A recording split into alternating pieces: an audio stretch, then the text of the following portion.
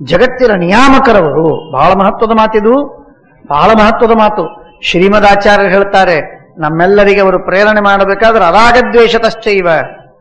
ಅನುವ್ಯಾಖ್ಯಾನದಲ್ಲಿ ಮಾತು ಏನು ಬರುತ್ತೋ ಆ ಮಾತಿಗೆ ಇಲ್ಲೆಲ್ಲ ವ್ಯವಸ್ಥೆ ಇದೆ. ಮಳೆ ಸುರಿಸ್ತಾನೆ ಇಂದ್ರ ಅಂತಂದ್ರೆ ನಮ್ಮ ಮೇಲೆ ಪ್ರೀತಿ ಇದೆ ಅಂತ ಅನ್ನೋದಕ್ಕಾಗಿ ಮಾಡ್ತಾನೆ ಅಂತೇನಲ್ಲ, ಅದೇನಲ್ಲ. ನಮ್ಮ ಕರ್ಮಗಳಿವೆ, ಅದಕ್ಕೆ ತಕ್ಕಂತೆ ಸರಿಯಾಗಿ ಭಗವಂತನ ಆಜ್ಞೆಯ ಪ್ರಕಾರ ಮಳೆಯನ್ನು ಸುರಿಸ್ತಾನೆ. ಸೂರ್ಯ ಬೆಳಕು ಕೊಡ್ತಾನೆ. ಇವತ್ತ್ಯಾಕೋ ಮಧ್ಯಾಹ್ನ ಬಹಳ ಬಿಸಿಲು ಕೊಟ್ಟ, ಸೆಕೆ ಬಹಳ ಆಯ್ತು, ನಮ್ಮ ಮೇಲೆ ಸಿಟ್ಟಿಗೆ ಬಂದಿದ್ದ, ಹೀಗೆಲ್ಲ ತಿಳ್ಕೋಬೇಡಿ, ಹೀಗೆಲ್ಲ ತಿಳ್ಕೋಬೇಡಿ. ನಮ್ಮ ಕರ್ಮಕ್ಕನುಗುಣವಾಗಿ ಕೊಡ್ತಾರೆ ಹೊರತು ನಾವೇನೋ ಸಿಟ್ಟಿಗೆ ತರಿಸೀವಿ ಅಂತ ಅನ್ನೋದಕ್ಕಲ್ಲ, ಕೋಪಗೊಂಡು ಇದು ಕೊಟ್ಟ ಅಂತಲ್ಲ, ಅಥವಾ ಮನಸ್ಸಿಗೆ ಸಮಾಧಾನವಾಯಿತು ಅಂತ ಅನ್ನೋದಕ್ಕಾಗಿ ಕಣ್ಣಿಗೆ ಉರಿದ ಅಂತಲ್ಲ. ಇದ್ಯಾವುದೂ ಸಂಬಂಧ ಇಲ್ಲ.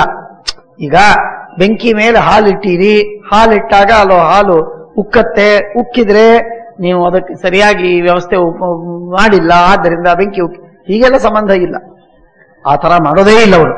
ನೈವ ಮಾನುಷವದ್ದೇವಾಹ ಪ್ರವರ್ತಂತೆ ಕದಾಚನ ಕಾಮಕ್ರೋಧ ತಥಾ ಲೋಭ ದ್ವೇಷಚ್ಚ ಭರತರ್ಷಭ ಕಾಮಯೋಗ ಪ್ರವರ್ತೇರನ್ನ ಪಾರ್ಥ ದುಃಖಮಾಪ್ನುಯು. ಅವರು ದೇವತೆಗಳು ತಾವು ತನ್ನ ಪ್ರೀತಿಯಿಂದ, ತಮ್ಮ ಮಕ್ಕಳು ತಮ್ಮ ಪ್ರೀತಿಯಿಂದ ಅವರೇನಾದರೂ ಪ್ರವೃತ್ತರಾಗಿದ್ದರೆ ಪಾಂಡವರಿಗೆ ಈ ವನವಾಸದಲ್ಲಿ ದುಃಖ ಯಾಕಾಯ್ತು? ಬರಬೇಕಾಗಿತ್ತು ಆ ದೇವತೆಗಳ ಸಹಾಯಕ್ಕೆ. ಒಬ್ರು ಬರಲಿಲ್ಲಲ್ಲ. ಮತ್ತೆ 13 ವರ್ಷ ವನವಾಸ ಅಜ್ಞಾತವಾಸವನ್ನು ಅನುಭವಿಸಿದ್ದಾರೆ, ಆಗ ಕಷ್ಟವನ್ನು ಅನುಭವಿಸಿದ್ರು, ಆಗ ಯಾರೂ ಸಹಾಯ ಮಾಡಿಲ್ಲ. ಈ ಯುದ್ಧದಲ್ಲಿ ಸಹಾಯ ಮಾಡ್ತಾರಾ? ಅದ್ಯಾಕೆ ಮಾಡ್ತಾರೆ? ದುರ್ಯೋಧನ ಅಂದ್ರೆ ದುಷ್ಟರಿಗೂ ಕೂಡ ಯಾವ ತರ ಬುದ್ಧಿ ಇರುತ್ತೆ ನೋಡಿ. ಬುದ್ಧಿ ಇಲ್ಲದೆ ಇದ್ರೆ ದುಷ್ಟತನ ಬರುವುದಿಲ್ಲ, ಅದು ತಿಳ್ಕೊಳ್ಳಿ. ದುಷ್ಟತನ ಮಾಡಬೇಕಾದ್ರೂ ಬುದ್ಧಿ ಬೇಕು. ದುಷ್ಟತನ ಮಾಡಲಿಕ್ಕೆ ಬುದ್ಧಿ ಇಲ್ಲದೆ ಇದ್ರೆ ದುಷ್ಟತನ ಮಾಡ್ಲಿಕ್ಕೆ ಬರುವುದಿಲ್ಲ, ಕೆಟ್ಟತನ ಮಾಡ್ಲಿಕ್ಕೆ ಬರುವುದಿಲ್ಲ. ಯದಾ ಯಜ್ಞಶ್ಚ ವಾಯುಶ್ಚ ಧರ್ಮ ಇಂದ್ರೋಶ್ವಿನಾಮಪಿ ಕಾಮಯೋಗಾತ್ ಪ್ರವರ್ತೇರನ್. ಅವರೇನೋ ಇವರ ಮೇಲೆ ಬಹಳ ಪ್ರೀತಿ ಇದೆ, ಲೋಭ ಇದೆ, ಮರಾಠಿಯಲ್ಲಿ ಹೇಳುವ ಲೋಭ ಇದೆ, ಅದಕ್ಕಾಗಿ ಅವರು ಪ್ರವೃತ್ತರಾಗಿದ್ದಾರೆ ಅಂತನ್ನುವುದಾದರೆ ಆಗ ಪಾರ್ಥರಿಗೆ ದುಃಖ ಬರಬಾರದಾಗಿತ್ತು. ತಸ್ಮಾನ್ ನಭವತಾ ಚಿಂತಾ ಕಾರ್ಯೈಷ ಸ್ಯಾತ್ ಕಥಂಚನ. ಆದ್ದರಿಂದ ದೇವತೆಗಳ ಸಹಾಯ ಅವರಿಗಿರುತ್ತೆ, ನಮಗಿರುವುದಿಲ್ಲ, ಆದ್ದರಿಂದಾಗಿ ನಾವು ಸೋಲ್ತೇವೆ ಅನ್ನುವ ಭಯವೇನಿದೆಯೋ ಈ ಎಲ್ಲ ಭಯ ಬೇಸ್ಲೆಸ್. ಇದಕ್ಕೇನು ಕಾರಣವಿಲ್ಲ, ವಿನಾಕಾರಣವಾಗಿ ತಪ್ಪು ತಿಳಿದಿದ್ದಿ. ದೈವೇಶು ಅಪೇಕ್ಷಕಾ ಹೇತೆ ಶಶ್ವದ್ಭಾವೇಶು ಭಾರತ ಅಥಚೇತ್ ಕಾಮಸಂಯೋಗ ದ್ವೇಷೋ ಲೋಭಶ್ಚ ಲಕ್ಷ್ಯತೆ ದೈವೇಶು ದೈವ ಪ್ರಾಮಾಣ್ಯಾತ್ ನೈಷಾಂ ತದ್ವಿಕ್ರಮಿಷ್ಯತಿ ಮಯಾಭಿಮಂತ್ರತ ಶಶ್ವಜ್ಜಾತವೇದ ಪ್ರಶಮ್ಯತೆ. ಇನ್ನು ಇದು ನೋಡಿ, ಬಹಳ ಮಹತ್ವದ ಮಾತಿದು, ಒಳ್ಳೆ ಪ್ರಸಂಗ ಹೇಳ್ತಾ ಇದ್ದಾರೆ. ದುರ್ಯೋಧನ ಹೇಳ್ತಾನೆ ಈ ಮಾತನ್ನ ಶ್ರೀಮದಾಚಾರ್ಯರು 19ನೇ ಅಧ್ಯಾಯದಲ್ಲೇನೆ ಶ್ರೀಮದಾಚಾರ್ಯರು ಹೇಳಿ ಮುಗಿಸಿದ್ದಾರೆ. ಶ್ರೀಮದಾಚಾರ್ಯ ಏನ್ ಹೇಳ್ತಾರೆ ಅಂತಂದ್ರೆ, ವಾರಣಾವತ ಅಂದ್ರೆ ಅರಗಿನ ಮನೆಗೆ ಕಳಿಸುವಾಗಲೇನೆ, ವಾರಣಾವತ ಊರಿಗೆ ಕಳಿಸುವಾಗಲೇನೆ ಈ ಮಾತನ್ನ ದುರ್ಯೋಧನ ಧೃತರಾಷ್ಟ್ರನ ಹತ್ರ, ಅಪ್ಪನ ಹತ್ರ ಹೇಳ್ತಾನೆ. ಏನಂತ ಹೇಳ್ತಾನೆ?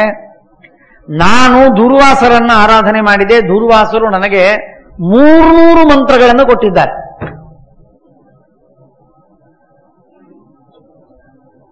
ಆ ಮಂತ್ರಗಳೇನಿವೆ ನೋಡಿ, ಆ ಎಲ್ಲಾ ಮಂತ್ರಗಳು ಅಯಾತಯಾಮ ಅಂದ್ರೆ ಮಂತ್ರಗಳನ್ನ ಒಂದು ದಿನ ಬಿಟ್ಟರೂ ಕೂಡ ಯಾತಯಾಮ ಹಳಸಿ ಹೋಗತ್ತೆ. ಜಪ ಮಾಡುವ ಮಂತ್ರಗಳನ್ನ ಬಿಟ್ಟರೆ ಅದು ಯಾತಯಾಮವಾಗ್ತದೆ. ವೇದಗಳು, ಇಡೀ ಸಮಗ್ರವಾದ ಋಗ್ವೇದ ಇದೆ.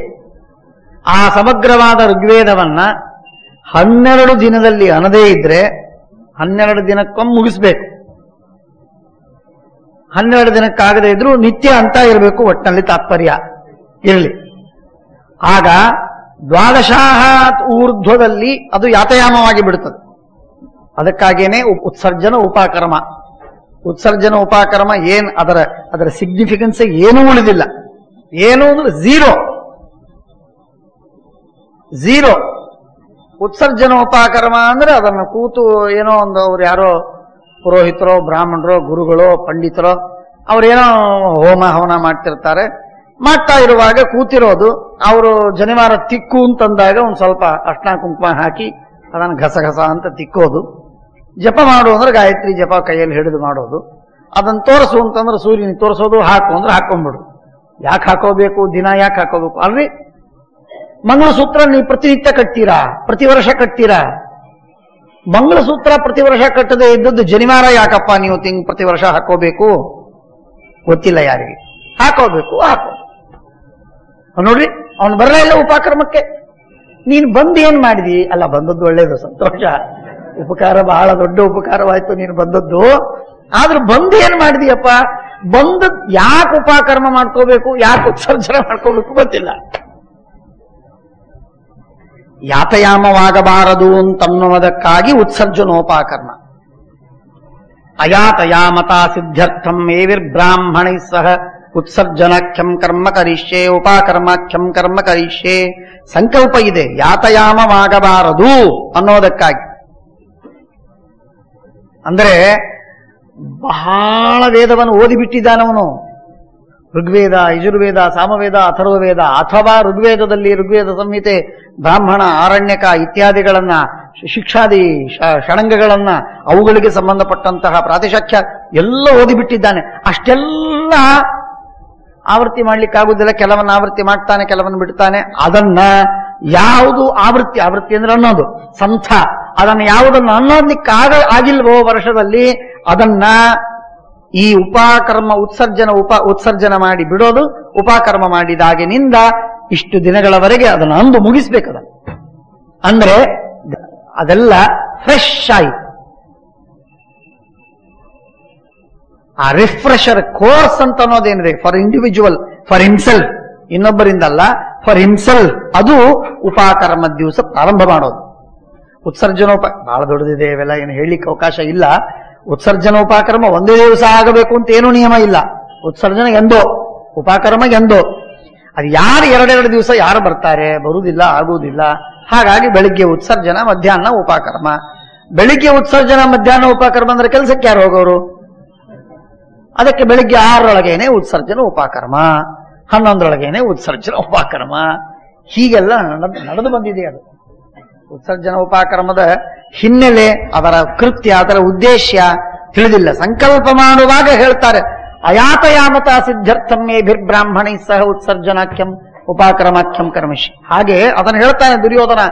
ಯಾಕೆ ಈ ಮಾತು ಬಂತು ಅಂತಂದ್ರೆ, ಅವನಂದ ಯಾವುದು ಮಂತ್ರಗಳನ್ನ ದುರ್ವಾಸರು ನನಗೆ ಉಪದೇಶ ಮಾಡಿದ್ದಾರೋ ಆ ಎಲ್ಲಾ ಮಂತ್ರಗಳನ್ನು ನಿತ್ಯ ಜಪ ಮಾಡಿ ಮಾಡಿ ಮಾಡಿ ಮಾಡಿ ಅದು ಹಳಿಸದಂತೆ ಮಾಡಿಟ್ಟಿದ್ದೇನೆ. ಬೆಳಿಗ್ಗೆ ಪಲ್ಯ ಮಾಡೀನಿ, ತೊವ್ವಿ ಮಾಡೀನಿ, ಅದನ್ನೇ ಸಾಯಂಕಾಲ ಬಡ್ಸ್ಕೊಂಡು ತಿಂದ್ಬಿಡ್ರಿ, ನನಗಾಗುವುದಿಲ್ಲ ಅಂತೆಲ್ಲ ಇಲ್ಲ. ತಾಜಾ ಹೊಸದಾಗಿ ಬಿಸಿ ಬಿಸಿಯಾಗಿ ಅನ್ನ, ತವ್ವಿ, ಚಪಾತಿ. ಯಾರೋ ಫೋನ್ ಮಾಡಿದ್ದಂತೆ ಹಿಂದಕ್ಕೆ,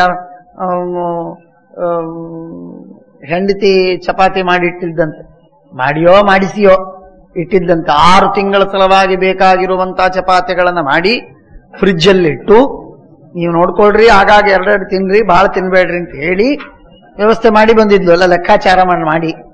ಆಮೇಲೆ ಅವನು ಫೋನ್ ಮಾಡಿದ್ದ, ಇವಳು ಬರೋದು ತಡವಾಯ್ತು. ಆಗ ಫೋನ್ ಮಾಡ್ತಾನೆ 6 ತಿಂಗಳಾದ ಮೇಲೆ, ನೀನು ಮಾಡಿದ ಚಪಾತಿಗಳೆಲ್ಲ ಮುಗಿದೋಗಿವೆ, ಈಗ ನಾನೇ ಮಾಡ್ಕೋತಾ ಇದ್ದೀನಿ, ಏನ್ ಚಿಂತೆ ಬೇಡ ಅಂತ. ಅಂದ್ರೆ ಯಾತಯಾಮ ತಿನ್ನೋದ್ರೊಳಗೆ ಒಳ್ಳೆ ಸಿದ್ಧಸ್ಥರು, ತಿನ್ನಬಾರ್ದು. ಗೊತ್ತಾಯ್ತಿಲ್ಲೋ? ಯಾತಯಾಮ ಅಂದ್ರೆ 3 ಗಂಟೆ ದಾಟಿ ಬಿಟ್ರೆ, ಕೆಲವು ಅಡಿಗೆಗೆ 3 ಗಂಟೆ ಮಾಡಿ ಆದಮೇಲೆ 3 ತಾಸು ಆದ ಮೇಲೆ ತಿನ್ನಬಾರ್ದು. ಅದು ಯಾತಯಾಮ. ಯಾತಯಾಮಂ ಗತರಸಂ ಪೂತಿ ಪರೀಷಿತಂಚಯತ ಉಚ್ಚಿಷ್ಟಮಪಿ ಚಾಮೇದ್ಯಂ ಭೋಜನಂ ತಾಮಸಪ್ರಿಯಂ ಅಂತ ಕೃಷ್ಣ ಪರಮಾತ್ಮ ಅದನ್ನು ನಿಂದೆ ಮಾಡ್ತಾನೆ ಭಗವದ್ಗೀತೆಯಲ್ಲಿ. ಯಾರಿಗೆ ಭಗವದ್ಗೀತೆಯ ಪ್ರಮಾಣವೋ ಅವರು ಇದನ್ನು ಪಾಲಿಸಬೇಕು. ಹೇಳೋ ತಾತ್ಪರ್ಯವೇನು ಅಂತಂದ್ರೆ ಯಾತಯಾಮವಾಗಬಾರದು. ಹಾಗೆ ಮಂತ್ರ ವೇದಗಳು ಯಾತಯಾಮವಾಗಬಾರದು ಅಂದ್ರೆ, ಜಪ ಮಾಡದೇ ಇದ್ರೆ ಯಾತಯಾಮವಾಗಿ ಬಿಡ್ತದೆ, ಪಾರಾಯಣ ಮಾಡದೇ ಇದ್ರೆ ವೇದ ಯಾತಯಾಮವಾಗಿಬಿಡ್ತದೆ. ಹಾಗೆ ನಾನು ಯಾತಯಾಮ ಮಾಡ್ಲಿಕ್ಕೆ ಕೊಟ್ಟಿಲ್ಲದನ್ನ. ಬ್ರಹ್ಮಸೂತ್ರದಲ್ಲಿ ಸ್ಮೃತ್ಯನವಕಾಶ ದೋಷ ಪ್ರಸಂಗ ಇತಿ ಚೇನ್ ನಾಣ್ಯ ಸ್ಮೃತ್ಯನವಕಾಶ ದೋಷ ಪ್ರಸಂಗಾತಂತ ಒಂದು ಸೂತ್ರ. ಆ ಸೂತ್ರ ವ್ಯಾಖ್ಯಾನ ಮಾಡುವಾಗ ಶ್ರೀಮದಾಚಾರ್ಯರು ಟೀಕಾಕೃತ್ಪಾದರು ಹೇಳ್ತಾರೆ, ಯಾವ ಮಂತ್ರದಿಂದ ಸಿದ್ಧಿ ಬರುತ್ತೆ ಅಂತ ಪ್ರಶ್ನೆ ಬಂದ್ರೆ, ಯಾವ ಮಂತ್ರ ಯಾರಿಗೆ ಅಯಾತಯಾಮವಾಗಿದೆಯೋ ಅಂಥ ಪುರೋಹಿತನಿಂದ ಆ ಮಂತ್ರಗಳು ಉಚ್ಚರಿಸಲ್ಪಟ್ಟಾಗ ಸಿದ್ಧಿ ಪೂರ್ಣವಾಗಿ ಬರ್ತದೆ. ಎಷ್ಟು ಮಹತ್ವದ ಮಾತಿದೆ ನೋಡಿ. ಯಾವ ಮಂತ್ರವನ್ನ ಯಾವ ಪುರೋಹಿತ ಯಾತಯಾಮ ಮಾಡಿಲ್ಲ, ಅಂಥ ಪುರೋಹಿತನಿಂದ ಆ ಮಂತ್ರವನ್ನು ಅನಿಸಿದಾಗ ಪೂರ್ಣವಾಗಿ ಫಲ ಬರ್ತದೆ. ಅದರ ಅರ್ಥಜ್ಞಾನವಿರಬೇಕು, ಶುದ್ಧಿ ಇರಬೇಕು. ಬಹಳ ನಿಯಮಗಳಿದೆ. ಸಾವಿರ ನಿಯಮಗಳು. ಅದನ್ನೇ ಪ್ರತ್ಯೇಕವಾಗಿ ತಿಳಿಯಬೇಕಾಗಿರುವಂತಹದ್ದು. ಯಾವುದೇ ಒಂದು ಕರ್ಮ, ಅತ್ಯಂತ ಸಣ್ಣ ಕರ್ಮ, ಸಂಧ್ಯಾವಂದನೆ, ಆಪೋಹಿಷ್ಠಾಮಯೋಭವ ಅಂತ ಹೇಳಿ ನಾವು ಮಾರ್ಜನವನ್ನ ಮಾಡಿ ಪಾಪವನ್ನು ಪರಿಹಾರ ಮಾಡ್ಕೋತೀವಿ. ಪಾಪ ಪುರುಷ ವಿಸರ್ಜನೆ ಮಾಡ್ತೀವಿ. ಋತಂಚ ಸತ್ಯಂಚ ಸೂರ್ಯಶ್ಚ ಅಂತ ಹೇಳಿ ಸ್ವಾಹ ಅಂತ ಹೇಳ್ತೀವಿ ಆ ಪಾಪವನ್ನ. ಇದೆಲ್ಲ ಏನು ಮಂತ್ರಾಚರಣೆ ಮಾಡ್ತೀವಿ, ಇದೆಲ್ಲ ಮಾಡುವ ವಿಧಿಗಳಿಂದ ನಮ್ಮ ಪಾಪ ಹೋಗಬೇಕೋ ಹೋಗ್ಬೇಕು. ಯಾಕೆ ಹೋಗುವುದಿಲ್ಲ ಅಂದ್ರೆ ಅದಕ್ಕೇನೇನು ಪ್ರಿರಿಕ್ವಿಸಿಟ್ಸ್ ಅದು ಯಾವುದೂ ಇಲ್ಲ ಪೂರ್ಣವಾಗಿ. ಹಾಗಾಗಿ ಅದರಿಂದ ಲಾಭವಾಗ್ತಾ ಇಲ್ಲ. ಅದೆಲ್ಲ ಇರಬೇಕು. ಇತ್ತು ಅಂದ್ರೆ ಪೂರ್ಣವಾಗಿ ಫಲ ಕೊಡ್ತದೆ. ಮ್ಯಾಕ್ಫಾಸ್ ಅಂತ ಹೋಮಿಯೋಪತಿಯಲ್ಲಿ, ಅರ್ಥಾತ್ ಬಯೋಕೆಮಿಕ್ಕಿನಲ್ಲಿ ಒಂದು ಔಷಧಿ ಮ್ಯಾಕ್ಫಾಸ್ ಅಂತ, ಮ್ಯಾಗ್ನೀಸಿಯಂ ಫಾಸ್ ಅಂತ, ಮ್ಯಾಗ್ನೀಸಿಯಂ ಫಾಸ್ಫರಸ್ ಅಂತ ಅನ್ನೋದು, ಅದನ್ನ ಹೊಟ್ಟೆ ನೋವಾದರೆ ಅದನ್ನು ತಗೋಬೇಕು ಅಂತ ಹೇಳ್ತಾರೆ. ಹೇಳುವಾಗ ಅವನು ಹೇಳ್ತಾರೆ ಹೇಗೆ ತಗೋಬೇಕು ಅಂತಂದ್ರೆ, ಬರೀ ಮ್ಯಾಕ್ಫಾಸ್ ತಗೊಂಡ್ರೆ ಬಹಳ ಪ್ರಯೋಜನವಾಗುವುದಿಲ್ಲ. ಅದನ್ನ 3 ದಿವಸ ತಗೊಂಡ್ರು ಸ್ವಲ್ಪ ಕಮ್ಮಿ ಆಗತ್ತೆ. ಒಂದೇ ಸಲಕ್ಕೆ ಬಿಸಿ ಬಿಸಿ ಬಿಸಿ ನೀರೊಳಗೆ 4 ಗುಳಿಗಳನ್ನ ಹಾಕಿ ಅದನ್ನು ತಗೊಂಡ್ರೆ ಆಗ ಕೂಡಲೇ ನಿಮ್ಗೆ ಗುಣವಾಗತ್ತೆ ಅಂತ ಹೇಳ್ತಾರೆ ಬಯೋಕೆಮಿಕ್ಕಿನಲ್ಲಿ. ಸುಸ್ಲರ್ಸ್ ಮೆಡಿಸಿನ್ ಅದು, 12 ಔಷಧಿಗಳು. ಹಾಗೆ ತೆಗೆದುಕೊಳ್ಳಬೇಕಾಗಿರುವಂತಹ ಔಷಧಿಗೆ ಏನು ಅನುಪಾನ ಅಂತ ನಮ್ಮ ಆಯುರ್ವೇದದಲ್ಲಿ ಹೇಳ್ತಾರೋ ಆ ಅನುಪಾನದ ಮೇಲೆ ಅವಲಂಬಿಸಿದೆ ನಮಗೆ ಸಿಗುವ ಫಲ. ಹಾಗೆ ನಾವು ಮಾಡಬೇಕಾದಂತಹ ಮಂತ್ರಗಳು ಅಯಾತಯಾಮವಾಗಿರ್ಬೇಕು. ಅದಕ್ಕೆ ದುರ್ಯೋಧನ ಹೇಳ್ತಾನೆ, ನಿತ್ಯ ಜಪ ಮಾಡಿ ಮಾಡಿ ಮಾಡಿ ಮಾಡಿ ಮಾಡಿ ನಾನು ಅದನ್ನು ಅಯಾತಯಾಮ ಮಾಡಿದ್ದೀನಿ. ಅಯಾತಯಾಮ ಮಾಡಿದ್ದರಿಂದಾಗಿ ನನಗೆ ಅಗ್ನಿಸ್ತಂಭನ, ವಾಯುಸ್ತಂಭನ, ಜಲಸ್ತಂಭನ ಎಲ್ಲ ವಿದ್ಯೆಗಳಿವೆ. ಆ ಅಗ್ನಿ ದೇವತೆ ಬಂದು ಅರ್ಜುನನಿಗೆ ಸಹಾಯವನ್ನ ಮಾಡಿ ನಮ್ಮ ಮೇಲೆ ಅಗ್ನಿ ಪ್ರಯೋಗವನ್ನು ಮಾಡಿದರೆ ಆ ಅಗ್ನಿ ಬಂದದ್ದು ಆಕಾಶದಲ್ಲಿ ನಿಂತಲ್ಲೇ ತಣ್ಣಗಾಗಬೇಕು. ಹಾಗೆ ನಾನು ಮಂತ್ರ ಹಿಡಿದುಕೊಂಡು ಮಂತ್ರವನ್ನು ಮಾಡಿ ನಾನು ಚೆಲ್ಲಿಬಿಟ್ಟೆ ಅಂದ್ರೆ ಅದು ತಣ್ಣಗಾಯ್ತು. ಯಾವ ಅಗ್ನಿನೂ ನಮಗೆ ಸುಡುತ್ತ ಸಾಧ್ಯವಿಲ್ಲ. ಇಷ್ಟು ನನಗೆ ಸಾಧ್ಯತೆ ಇದೆ, ಸಿದ್ಧಿ ಇದೆ ಅಂತ ಹೇಳ್ಕೊತಾನೆ ದುರ್ಯೋಧನ.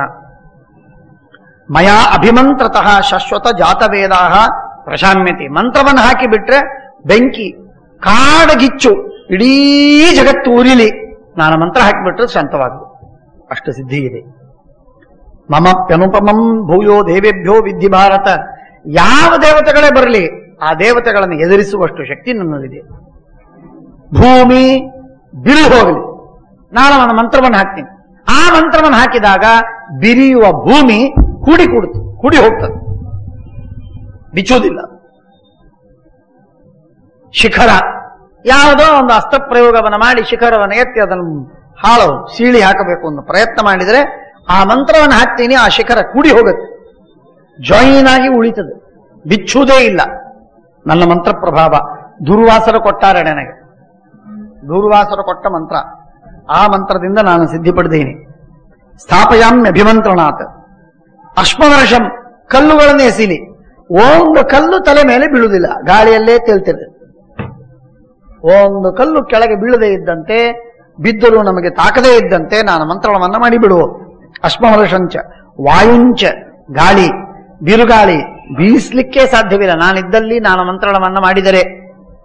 ಜಗತಃ ಪಶ್ಯತೋ ಭೀಕ್ಷಣಂ ಭೂತಾನಾಂ ಅನುಕಂಪಯ ಸ್ತಂಭಿತಾ ಸ್ವಪ್ಸು ಗಚ್ಚಂತಿ ಮಯ ರಥ ಪದಾತಯ. ನಾನು ನೀರು ತಡೆಗಟ್ಟಿ ಬಿಡ್ತೀನಿ. ಮಂತ್ರ ಅಭಿಮಂತ್ರಣ ಮಾಡಿಬಿಟ್ರೆ ನೀರೆಲ್ಲ ಗಟ್ಟಿಯಾಗಿ ಬಿಡ್ತದೆ. ಗಟ್ಟಿಯಾದರೆ ಎಷ್ಟರ ಮಟ್ಟಿಗೆ ಗಟ್ಟಿ ಆಗ್ತದೆ ಅಂದ್ರೆ 1000 ಜನ ಸೈನಿಕರು ಅದರ ಮೇಲೆ ನಡೆದು ಹೋಗಬಹುದು. ನನ್ನ ರಥಗಳು ಅದರ ಮೇಲೆ ನಡೆದು ಹೋಗಬಹುದು, ಓಡಿ ಹೋಗಬಹುದು. ನೀರಿನ ಮೇಲೆ ರಥ ನಡೆದು ಹೋಗಬಹುದು. ಇಷ್ಟು ನನಗೆ ಸಾಧ್ಯತೆ ಇದೆ. ಇದು ಒಂದು ಜಲಸ್ತಂಭನ ವಿದ್ಯೆ ಮಾತ್ರ ಅವನಿಗಿತ್ತು ಅಂತನ್ನುವುದಕ್ಕೆ ದೃಷ್ಟಾಂತ ಇದೆ ಹೊರತು ಉಳಿದದ್ದಕ್ಕೆ ಅವನು ಎಲ್ಲೂ ಪ್ರಯೋಗ ಮಾಡಿಲ್ಲ. ಅವನು ದುರ್ಯೋಧನ ಇತ್ತು ನಿಜ, ಆದರೆ ಇತ್ತು ಅಂತನ್ನೋದಕ್ಕೆ ಎಲ್ಲಿ ಅದರ ಪ್ರತ್ಯಕ್ಷ ನಿದರ್ಶನ ಇಲ್ಲ. ಅವನು ಕೊನೆಯ ಸಂದರ್ಭದಲ್ಲಿ ಯುದ್ಧ ಮಾಡೋದಕ್ಕಿಂತಲೂ ಪೂರ್ವದಲ್ಲಿ ಭೀಮಸೇನ ದೇವರು ಅವನು ಕರೆದು ಯುದ್ಧಕ್ಕೆ ಬಾ ಅಂತ ಕರೀತಾರಲ್ಲ, ಅದಕ್ಕಿಂತಲೂ ಪೂರ್ವದಲ್ಲಿ ಅವನು ಕೂತದ್ದು ನೀರಿನಲ್ಲಿ. ಆ ನೀರಿನಲ್ಲಿ ಮುಳುಗಿ ಕೂತಿರ್ತಾನೆ, ಆಗ ಜಲಸ್ತಂಭನವನ್ನು ಮಾಡಿಕೊಂಡು ಕೂತಿರ್ತಾನೆ ಅಂತ ನಾವು ಕೇಳ್ತೇವೆ. ಅಲ್ಲಿ ಮಾತ್ರ ನಿದರ್ಶನ ಕಂಡಿದೆ. ಉಳಿದ ಕಡೆಗೆ ಗಾಳಿ, ಕಲ್ಲು, ಬೆಂಕಿ ಅಥವಾ ಪರ್ವತ, ಭೂಮಿ ಇತ್ಯಾದಿಗಳ ದೃಷ್ಟಾಂತ ಎಲ್ಲಿಲ್ಲ. ಹೇಳಿದ್ದಾನೆ, ಹೇಳ್ಕೋತಾನೋ ಅಥವಾ ವಸ್ತುಸ್ಥಿತಿ ಇದೆ ಅಂತ ನಾವು ಒಪ್ಪಿಕೊಂಡ್ರೂ ಕೂಡ ಎಲ್ಲಿ ಕಂಡಿಲ್ಲ ಅಂತ ಅನ್ನೋದು ಮಾತ್ರ ಸತ್ಯ. ಹಾಗಾಗಿ ಅದಿದೆ. ತತ್ರಾಪವಮೇ ಪ್ರವರ್ತಂತೆ ಯತ್ರ ಯತ್ರಾಭಿಕಾಮಯೇ. ಮತ್ತೆ ಇಷ್ಟೇ ಅಲ್ಲ, ವಿಚಿತ್ರ ಏನು ಅಂದ್ರೆ ನೀರಿದೆ, ಆ ನೀರು ಇಲ್ಲಿ ಹೋಗಲಿ ಅಂದ್ರೆ ಅಲ್ಲಿ ಹೋಗುತ್ತೆ, ಇಲ್ಲಿ ಬೇಡ ಅಂದ್ರೆ ಇಲ್ಲಿ ಬಿಡುತ್ತದೆ. ಗಂಗಾ ನದಿ ಅದು ಪೂರ್ವಾಭಿಮುಖವಾಗಿ ಹರಿಯುತ್ತೆ, ಹೆಚ್ಚು ಕಡಿಮೆ ಸಾಮಾನ್ಯವಾಗಿ ಪ್ರಾಚ್ಯೋ ನದ್ಯ ಸ್ಯಂದಂತೆ. ಪೂರ್ವಕ್ಕೆ ಹರಿತಾ ಇರುವ ನದಿ ಪಶ್ಚಿಮಕ್ಕೆ ಹೋಗಲಿ ಅಂತ ನಾನು ಇಚ್ಛೆ ಪಟ್ರೆ, ಮಂತ್ರವನ್ನು ಮಾಡಿಬಿಟ್ರೆ ಅದು ಪಶ್ಚಿಮಕ್ಕೆ ಹೋಗ್ತಾ ಇರಬೇಕು, ಪ್ರಭಾಸದಲ್ಲಿ ಹೋಗಿ ಸಮುದ್ರಕ್ಕೆ ಸೇರಬೇಕು, ಅರೇಬಿಯನ್ ಸಿ ಹೊರತು ಬೇ ಆಫ್ ಬೆಂಗಾಲಿಗೆ ಹೋಗ್ಲಿಕ್ಕಿಲ್ಲ ಗಂಗಾ ನದಿ.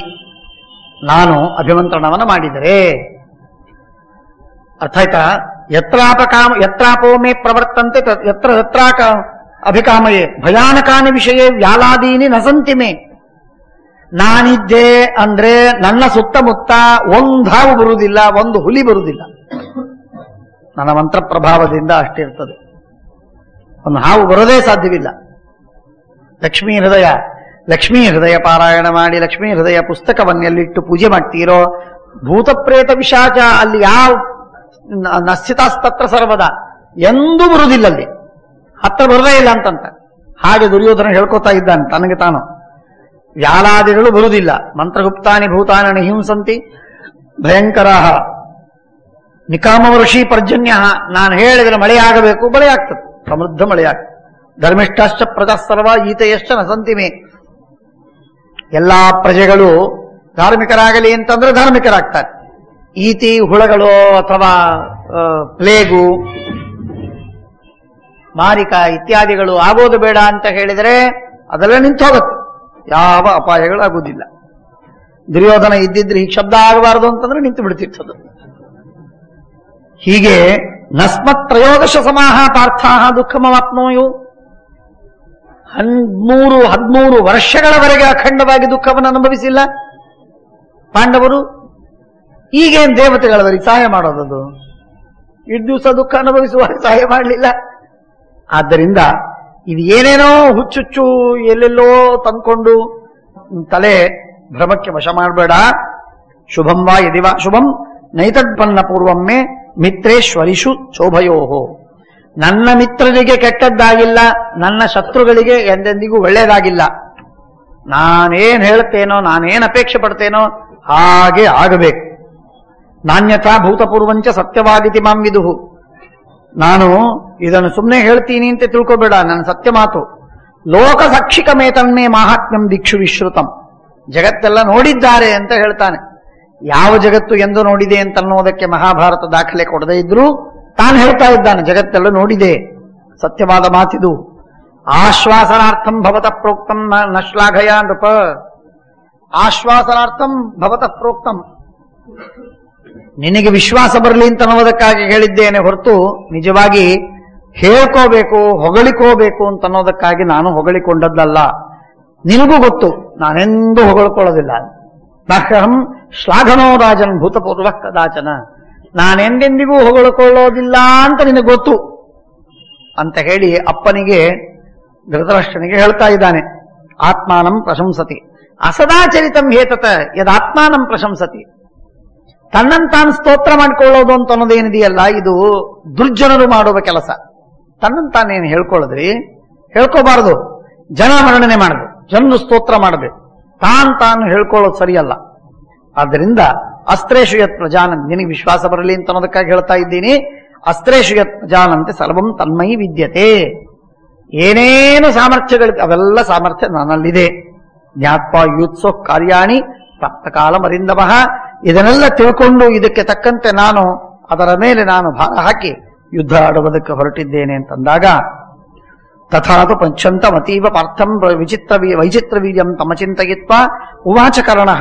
ಇಷ್ಟು ಮಾತಾಡ್ತಾ ಇರುವಾಗ ಮತ್ತೆ ಸಂಜಯನಿಗೆ 4 ಪ್ರಶ್ನೆಗಳನ್ನು ಮಾಡಿದ ಧೃತರಾಷ್ಟ್ರ. ಪಾಂಡವರು ಹೇಗಿದ್ದಾರೆ, ಏನ್ ಮಾಡ್ತಾರೆ, ಅವರ ಪ್ರಿಪರೇಷನ್ ಏನೇನು, ಅವರಲ್ಲಿ ಏನು ಹೆಚ್ಚಿನದು ಇತ್ಯಾದಿಗಳನ್ನೆಲ್ಲ ಕೇಳ್ತಾ ಇದ್ದಾನೆ. ಕೇಳಿದರೆ ಧೃತರಾಷ್ಟ್ರ ಸಂಜಯನಿಗೆ ಕೇಳ್ತಾ ಇದ್ದಾನೆ. ಆ ಕೇಳಿದ್ದಕ್ಕೆ ಗಮನ ಕೊಡದೆ ಕರ್ಣ ಮಧ್ಯದಲ್ಲಿ ಬಂದು ಮಾತಾಡ್ತಾನೆ. ಅವರಿಬ್ಬರು ಸಂವಾದವನ್ನು ಮಾಡ್ತಾ ಇದ್ದಾರೆ. ಅವನು ಕೇಳಿದ್ದಾನೆ, ಇವನು ಉತ್ತರ ಕೊಡೋದಕ್ಕಿಂತ ಮೊದಲೇನೆ ತಾನೇ ಮಾತಾಡ್ತಾನೆ. ಹೇಳ್ತಾನೆ, ಉವಾಚ ಕರ್ಣೋ ಧೃತರಾಷ್ಟ್ರಪುತ್ರಂ ಪ್ರಹರ್ಷಯನ್ ಸಂಸದಿ ಕೌರವಾಣಾಂ. ಸಭೆಯ ಮಧ್ಯದಲ್ಲಿ ಕೌರವರಿಗೆಲ್ಲ ಸಂತೋಷವಾಗಲಿ, ಮುಖ್ಯವಾಗಿ ದುರ್ಯೋಧನನಿಗೆ ಸಂತೋಷವಾಗಲಿ ಅಂತನ್ನುವುದಕ್ಕಾಗಿ ಮಾತಾಡ್ತಾನೆ. ಮಿಥ್ಯಾ ಪ್ರತಿಜ್ಞಾಯ ಮಯಾ ಯದಸ್ತ್ರಂ ರಾಮಾಕೃತಂ ಬ್ರಹ್ಮಮಯಂ ಪುರಸ್ತಾತ್ ವಿಜ್ಞಾಯ ತೇನಸ್ಮಿ ತದೈವ ಮುಕ್ತಃ ತೇನಾಂತ ಕಾಲೇ ಪ್ರತಿಭಸ್ಯತೀತಿ.